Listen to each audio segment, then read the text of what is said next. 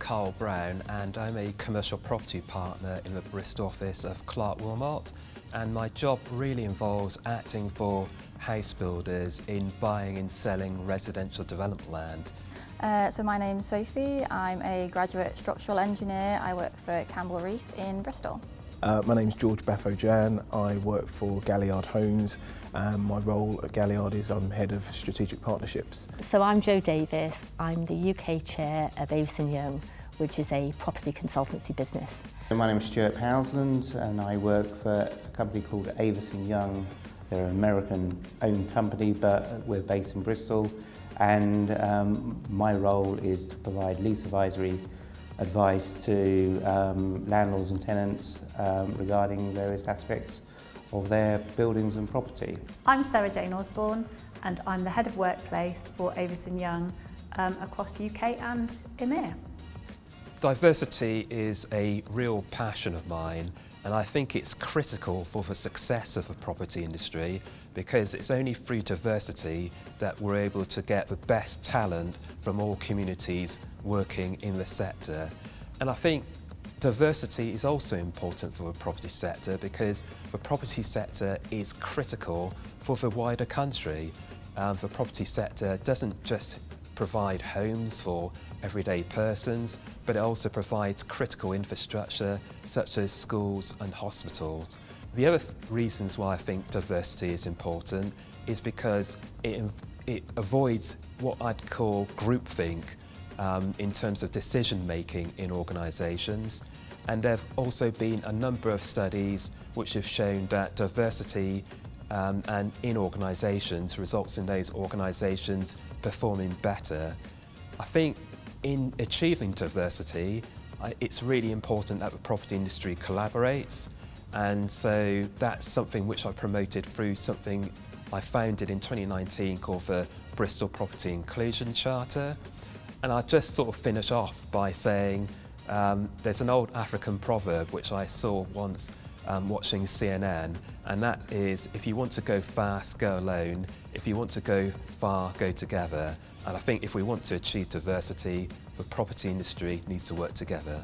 Well, I think about my own career and how I've grown in the industry. When I first started, I remember when I was interviewed by land directors or managing directors, and they would ask me, where do you see yourself in 5-10 years?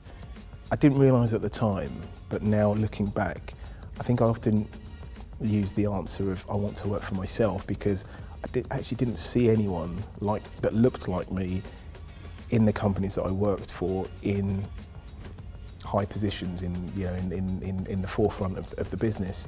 I didn't see that as a bad thing necessarily, but now that I've had a lot more experience in the industry, I think it's vitally important that younger people can see where they could potentially go and can see figures that look like them or maybe speak like them, whether men, women, various cultural backgrounds. I think it's important to have that diversity to enable to inspire young people to get involved in the industry. I went to a school in Newport, and the year that I finished my A-levels, the school closed down, so it was a slowly failing school. I loved up and doing O-levels because I'm so old. I did O-levels rather than GCSEs, and I got about 8 or 9 O-levels, which was a success. My challenge was that when I went into sixth form, most of my female friends were going back and resitting GCSEs and O-levels, and I carried on to do A-levels. I did 3 A-levels, and I didn't really know why I chose them, but I did geography, economics, and geology. But I knew I wanted to do something else. I knew they wanted to be a future post sixth form, so I then ended up at Birmingham Polytechnic. The only tip my mum ever gave me, because she didn't go to university, was that she didn't want me to do straight geography, because I'd then become a geography teacher, and that's what all women did, and I should try and do something different. So I had a babysitter who was doing a planning degree, and I just thought it sounded quite interesting, so I applied and I did planning and development at Birmingham Polytechnic.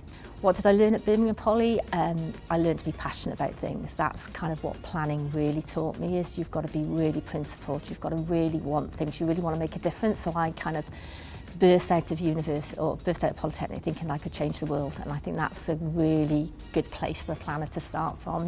You want to make a difference, you want to see a city look great, you want to make a change in terms of what people's experiences are in a city and then what their opportunities are. So that was a really strong starting point for me. I did enjoy school, probably for the wrong reasons, but I found doing lots of sports really helpful.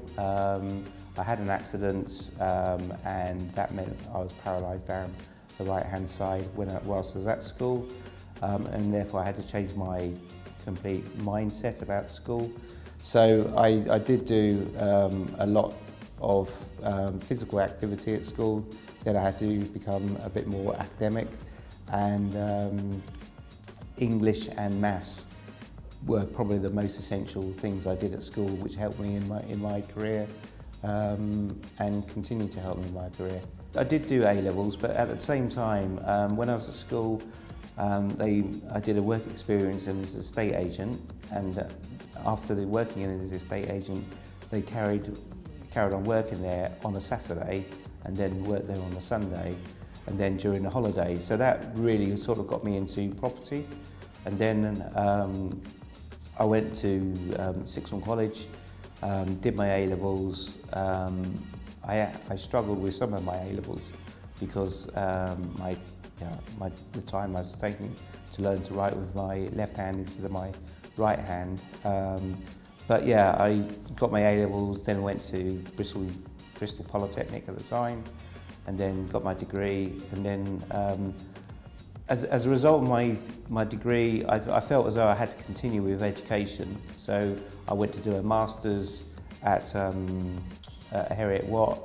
I did that for 3 years, and I continue to support Bristol, well, UWE now, in there. I just help lecture there, so I feel as though I'm trying to do my part for the, for what they've done for me, and trying to help them out. Well, aside from my dad, who'd worked as a plasterer in the house builder sector, I had no experience in property whatsoever before my job as a trainee solicitor. And so if you'd asked me what does a career in property involve when I was a 14-year-old, I'd have just come up with two answers, which would have been estate agent or working on a building site. So I had no connections whatsoever. And it was similarly likewise for law as well. When I was at school and for most of my time at uni, I had no connections at all.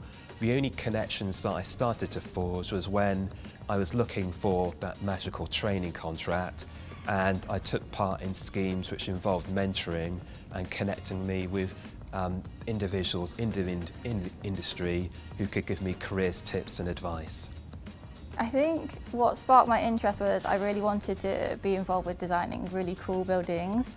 So obviously buildings last for so many years and impact so many people's lives. So when the building is innovative and it makes people happy to be there, I feel really proud that I've sort of created something like that. Use LinkedIn. It's a real fantastic corporate social network. Create a profile. If you are nervous starting a LinkedIn profile, just work your way in gently by commenting on and sharing, following people who have careers that you would like, following organisations that are in the space that you're interested for having a career in.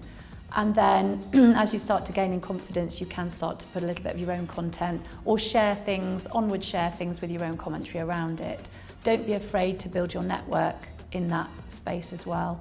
Some people you reach out to will accept your invitation and perhaps might even have a little chat on Messenger with you as well. So stay curious, get out there, see lots of different buildings, follow organisations that are in the similar space that you're curious about, and don't be afraid to reach out to some of the people that are already in those organisations.